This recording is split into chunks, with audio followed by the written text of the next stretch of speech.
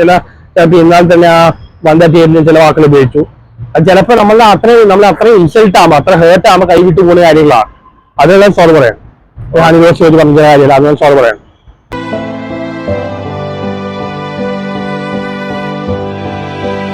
രണ്ടായിരം പിള്ളേർക്ക് ഗുണങ്ങളുണ്ട് ദോഷങ്ങളും ഉണ്ട്. അവർക്ക് പൊതുവെ കുറച്ച് മനുഷ്യത്വം കുറവാണ്, കാരണം അവർ വെസ്റ്റിൽ വേൾഡിൽ ജീവിക്കണം. അപ്പോൾ അതുകൊണ്ട് അവർ കളിയാക്കാറുണ്ട് തന്നെ, ഒരുപാട് ബോഡി ഷേമിങ് ചെയ്യാറുണ്ട്. എന്നാൽ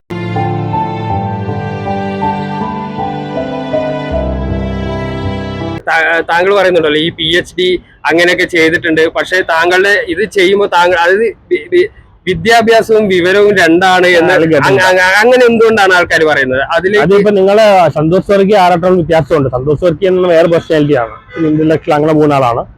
ആറാട്ടം എന്ന് പറഞ്ഞു കഴിഞ്ഞാൽ ഈ മീഡിയക്കാരും ജനങ്ങളെല്ലാം കാണുന്ന ഒരാളാണ്. അത് മെയിൻലി ഒരു കോമാളി ഇമേജാണ്. അപ്പൊ അങ്ങനെ കോമാളി ഇമേജ് ഉണ്ടാക്കിയത് ഞാനൊന്നല്ല, ഇങ്ങനെ ഉണ്ടായതാണ്. അതിൽ ഓൺലൈൻ മീഡിയ കുറച്ച് അങ്ങനെ ചെയ്യുന്നുണ്ട്, ബിക്കോസ് അത് ജീവിക്കാൻ വേണ്ടി ചെയ്തതാണ്. അങ്ങനെ പല ആൾക്കാർ ചെയ്യുന്നുണ്ട്. അതിപ്പോ ഞാൻ ചെയ്യാൻ പറ്റും, എന്റെ കയ്യിലുള്ള കാര്യമല്ല. സന്തോഷ് വർക്കി അവർക്ക് അറിയില്ല, പിന്നെ ആറാട്ടം തന്നെയാണ്. അതെ, ഇനി അവസാന രണ്ട് ചോദ്യങ്ങൾ ഇത് കിടക്കാണ്. അപ്പം താങ്കൾ ഈ വിമർശിക്കുന്നവരെ പൊതുവെ അങ്ങനെ മൈൻഡ് ചെയ്യാറ്, പക്ഷെ അവസാനത്തെ കുറച്ചു കാലമായിട്ട് താങ്കൾ പറഞ്ഞ ഈ ജെൻസി, അതായത് ന്യൂജൻകാരും പിന്നെ നമ്മളൊരു വടക്കൻ തെക്കൻ സംസാരം അറിയാതെ താങ്കൾ അറിഞ്ഞുകൊണ്ടാണോ എന്ന് അറിയില്ല, തെക്കന്മാര് കൂടുതൽ ഇത് ചെയ്യുന്നു, എന്നെ മലബാറിലുള്ളവർക്ക് സ്നേഹമുണ്ട് കൂടുതൽ എന്ന് പറഞ്ഞു. ഞാൻ പറഞ്ഞല്ല, തെക്കന്മാരെ കുറിച്ച് പറഞ്ഞ ഞാനല്ല, പണ്ടുപോലെ ആൾക്കാർ പറയുന്നതാണ്. കാരണം തെക്കന്മാരാണ് ആൾക്കാർ, അവർ അർബണൈസ്ഡ് ആണ്. സിറ്റികളിൽ മറ്റേ ഉണ്ട്, അവർക്ക് കുറച്ച് സിറ്റികളിൽ കുറച്ച് ഇന്നസെന്റ് ആകാൻ പറ്റില്ല. ഈ തെക്കെന്ന് വടക്കെന്ന് പറഞ്ഞു കഴിഞ്ഞാൽ ഈ മലപ്പുറം, കോഴിക്കോട് അവിടെയെല്ലാം ഗ്രാമങ്ങളാണ്. അവിടെയെല്ലാം ഇപ്പോഴും നിഷ്കളങ്കതയുണ്ട്. അത് ആളുകളെക്കാട്ട സ്ഥലത്തിന്റെ പ്രത്യേകതയാണ്. കാരണം ഒരു സിറ്റിയായി മാറുമ്പോൾ അവിടെ നിഷ്കളങ്കതകൾ കുറയും. അപ്പൊ എന്നെ ലുലുമാളി ഇത്ര കളിയാക്കി, ലുലുമാളി വരുന്ന പിള്ളേരെല്ലാം സിറ്റി പിള്ളേരാണ്, അവരാണ് കളിയാക്കുന്നത്.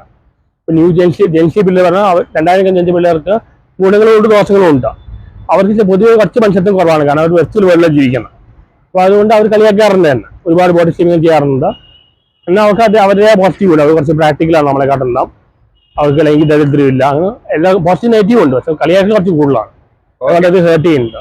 ഇനി ലാസ്റ്റ് ഇത് നമ്മുടെ എന്താ പറയാ, ഒരു സാങ്കല്പിക ചോദ്യമാണ്.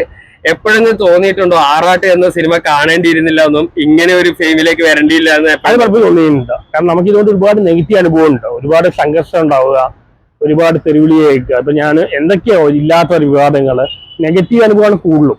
ഇതൊന്നും വേണ്ടിയില്ല, നമ്മൾ പ്ലാൻ ചെയ്തായല്ലോ, അറിയാതായതാണ്. അതൊന്നും വേണ്ടിയില്ലാന്ന് തോന്നിയിട്ടുണ്ട്. വേറെ പറഞ്ഞാൽ തന്നെ ഉണ്ടാക്കിയതാണല്ലോ, ഞാൻ അറിയാൻ സംഭവിച്ചാണ്. ഇത് ഒരുപാട് പ്രശ്നം ഉണ്ടാക്കിയിട്ടുണ്ട്. മനുഷ്യപ്പോ ഫോൺ വിളി തന്നെ 100 മിസ് കോൾ 200 മിസ് കോൾ, രാത്രി ഉറങ്ങാൻ പറ്റുന്നില്ല, ഒരുപാട് ഡിസ്റ്റർബൻസ് ഉണ്ട്. എന്തിനാണ് അങ്ങനെ ടാർഗറ്റ് ചെയ്യുന്നത് മനസ്സിലാവുന്നില്ല.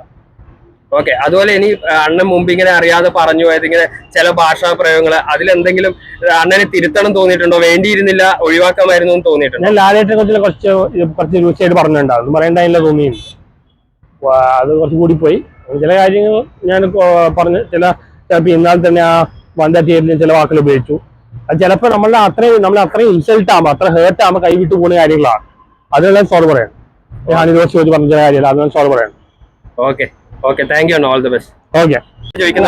ഓൺലൈൻ മീഡിയ കാരണമാണ് ഞാൻ വെറുതെ പൊങ്ങി വന്ന.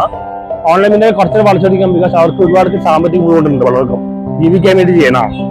എനിക്ക് ഓൺലൈൻ മീഡിയ ദേഷ്യമൊന്നുമില്ല, എനിക്ക് ദേഷ്യം സാറ്റലൈറ്റ് മീഡിയ ആണ്.